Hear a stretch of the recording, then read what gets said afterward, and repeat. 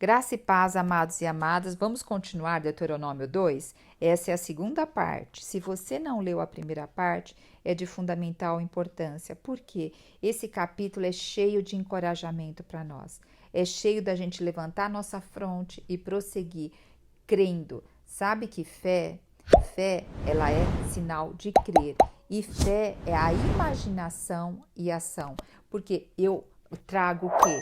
Eu trago a vitória já para o hoje. Eu trago o invisível já para o hoje. E eu me movimento mediante aquilo que eu já trouxe. Então, traga todo o reino no seu coração e se movimente mediante essa fé, esse crer.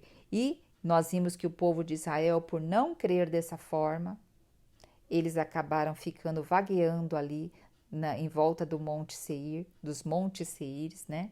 Por mais de 38 anos. Foram 40 anos no total no deserto. Então hoje o Senhor está nos falando, vamos levantar, vamos prosseguir, vamos ver o que o Senhor tem para nos dar. Não é dar, viu? É tomar posse. Eu falei isso no outro áudio. O Senhor está louco para nos dar um monte de coisa, só que a gente tem que tomar posse. E aqui nós vamos ver a partir do versículo 12, que os descendentes de Esaú, eles tomaram posse também ali sobre os horreus, e eles extinguiram todo aquele povo e habitaram ali. E sabe, eu não vi isso em lugar nenhum, mas o Senhor falou ao meu coração o seguinte: por que tanto Esaú, os descendentes de Esaú, os descendentes de Ló, acho que são esses dois, né? Esaú, Ló, e a parte de Ismael, nessa época aqui, porque o Senhor fez eles habitarem em outra terra? Porque provavelmente eles estavam em Canaã. E o Senhor os tirou de Canaã e deu mão forte para eles conquistarem esses povos gigantes, esses povos tão que amedrontavam, porque Canaã era para Israel. Gente, isso não é maravilhoso? O Senhor, aquilo que Ele tem para você tomar posse, Ele já tirou os inimigos assim, que não é para você lutar com eles. Porque se Esaú, Ló, os descendentes de Ismael tivessem ali em Canaã, o povo de Israel teria que lutar com os seus próprios irmãos, teriam que lutar com pessoas que não eram, com tribos, com clãs que não eram para ser luta deles. Aquela não era a luta deles, aquilo era para com o Senhor. Então agora muitas vezes nós queremos lutar com irmãos, nós queremos lutar com pessoas a quem o Senhor não falou para a gente lutar. E saiba, a luta verdadeira que o Senhor te deu, o Senhor já tirou aqueles que não é para você lutar de lá. Então, vamos em oração pedir discernimento. Sabe, sabedoria. Sabedoria, ela está inserida numa grande coisa que chama discernimento espiritual. Atualmente eu tenho pedido, Senhor, me dê um espírito de discernimento. Eu não quero mais viver cambaleando. Tem uma outra palavra que a Bíblia diz que me fugiu agora da mente, mas me de discernimento. Sabe, irmãos e irmãs, nós temos que remir o tempo. O dia se abrevia, se abrevia, se abrevia. E está nas nossas mãos remir o tempo. Então, vamos continuar aqui. E agora aqui no versículo 13, o Senhor dizendo para eles: agora levantai vosso acampamento e atravessai o vale de Zered. Agora, amados e amadas, levantai da onde você está rodando esses montes de Seir. Saiba, o Senhor é contigo.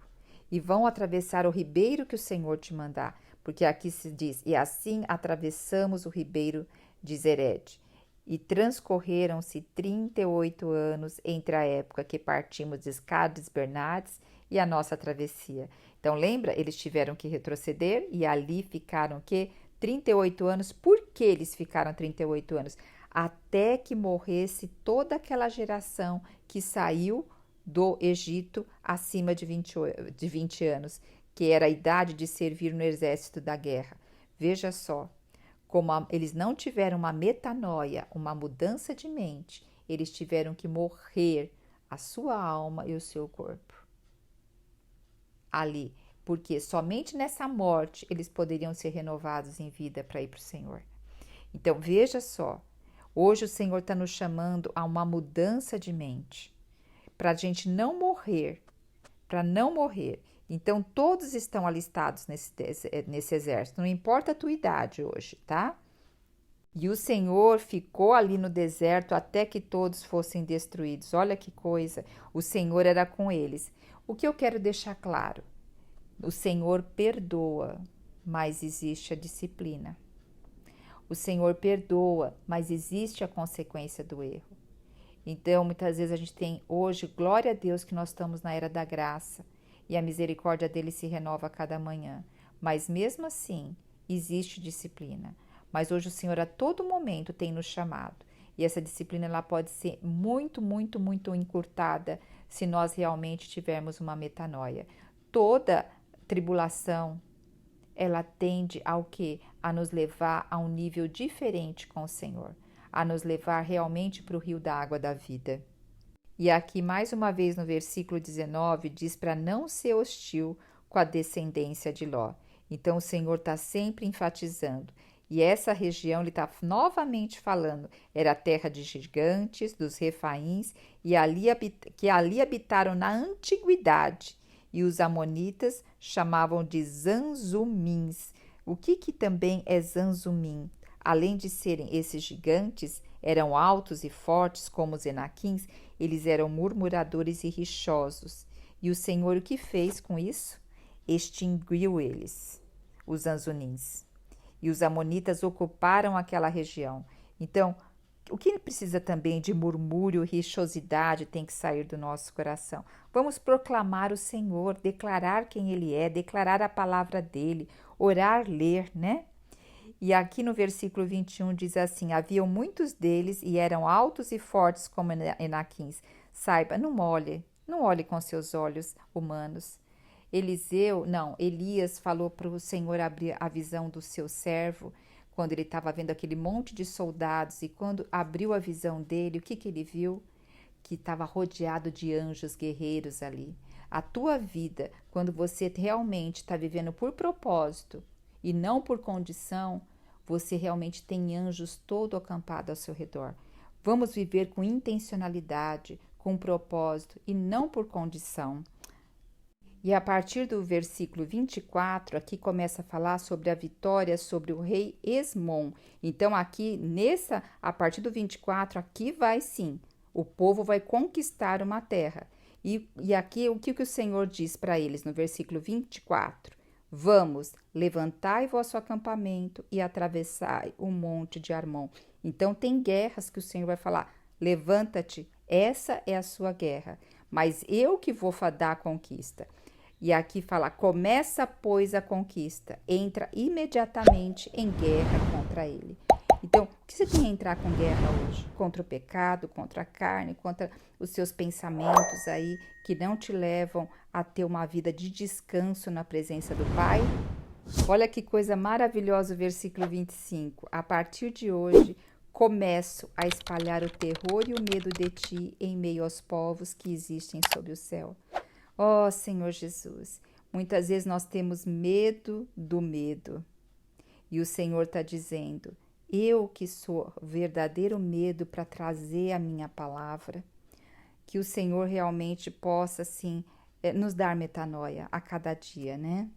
E olha o que diz esse versículo ainda, eles ouvirão a tua fama, tremerão de medo diante de ti e desfalecerão. Que fama é essa? Não é a fama deles, não. É a fama de que Deus tem estado com eles e eles têm sido fortes na presença de Deus. É essa fama que o inimigo, que as hostes, que o mundo tem que ouvir, que nós somos luz e sal da terra. E temer nós por isso. Mas veja, eles não foram lá simplesmente lutar com o rei de Esmon. Eles primeiro ofereceram paz e solicitaram que pudesse passar pela terra deles e havia uma estrada principal ali. E que eles não iam desviar nem para a direita nem para a esquerda, que eles iam passar somente pela estrada. E quanto à alimentação, eles iriam comprar por preço de prata, tanto que eles iam comer o que eles iam beber. Então eles começaram primeiro o quê? Vamos negociar. E aí o que houve? O rei de Esmon não aceitou a proposta. E aqui ainda no versículo 30 diz assim: pois o Eterno, teu Deus, lhe endureceu o espírito e lhe obstinou o coração para o entregar na tua mão, como hoje ficou notório. Aí você fala, puxa, mas ele não aceitou, porque Deus que obstinou o coração, que Deus endureceu o espírito e obstinou o coração, para que ele fizesse. Olha, o Senhor, ele só faz aquilo que já está no coração. Já tinha isso no coração do rei Esmon. Então, só foi fortificado aquilo que tinha no coração, só foi intensificado. E aí, o rei de Esmon, o que eles fizeram? Eles saíram para a guerra contra o povo de Israel. E o povo de Israel os venceu, derrotou a todos eles e tomou o quê? Como despojo de guerra, o gado, os objetos de valor, tudo tomou para o povo de Israel. Então, o que nós concluímos dizendo aqui? O Senhor vai à frente das nossas batalhas, mas nós temos o quê? Que nos levantar e ir. E tem batalhas que não nos pertencem. Então, que nós possamos pedir espírito de discernimento ao Senhor e parar de rodear os montes de Seir, assim como eles rodearam durante 38 anos. Que o Senhor nos dê esclarecimento e nos dê força. Em 2 Timóteo diz que o Senhor não nos deu espírito de covardia, mas nos deu espírito de poder, amor e equilíbrio ou moderação. Poder sem amor não tem como existir, porque senão nós vamos ser tiranos. E amor sem poder nós não temos como existir, porque senão nós não colocamos limite. Mas nós temos que pegar o poder e o amor e colocar no equilíbrio do Espírito Santo. E dessa forma nós vamos ser fortes e corajosos. Aleluia! Jesus Cristo é o nosso Senhor. Você já se viu sobrecarregada por pensamentos negativos e ansiedade? Deseja encontrar uma maneira de viver com confiança e proteção? No Salmo 23, escondem segredos poderosos que podem mudar a maneira como você enxerga a vida. Nesta aula, você vai descobrir esses segredos e aprender a viver com confiança, deixando para trás os pensamentos negativos que minam a sua felicidade. Com a sabedoria do Salmo 23, você aprenderá práticas e princípios que ajudarão a livrar-se da ansiedade e encontrará orientação para experimentar uma proteção duradoura e encontrar paz interior. Comece a transformar sua vida hoje mesmo. Entre no grupo para acessar a aula gratuitamente e venha descobrir a verdadeira confiança e proteção que você merece.